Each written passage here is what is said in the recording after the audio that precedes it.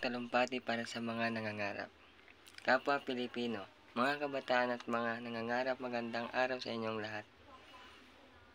Ako ay nagpapasalamat sa pagkakataong makapagpapahayag ng mga saloobin at pangarap para sa inyong kinabukasan. Ang pangarap ay ang nagbibigay ng direksyon sa ating buhay. Ito ang nagpapalakas sa ating loob upang magtagumpay at magkaroon ng mas magandang bukas.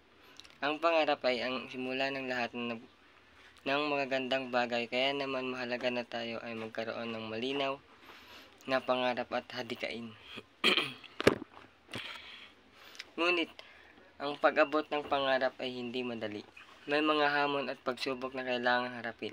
May mga pagkakataon na gusto nating sumuko, ngunit huwag nating kalimutan na ang bawat hamon ay pagkakataon para sa paglaki at pag-unlad.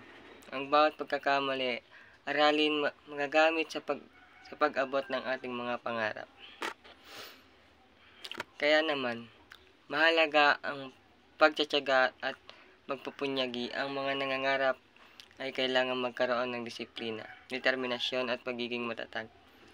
Huwag nating kalimutan na ang tagumpay ay hindi nangaganap sa isang gabi. Ito ay resulta ng mga pagpupunyagi at pagtitiyaga sa araw-araw.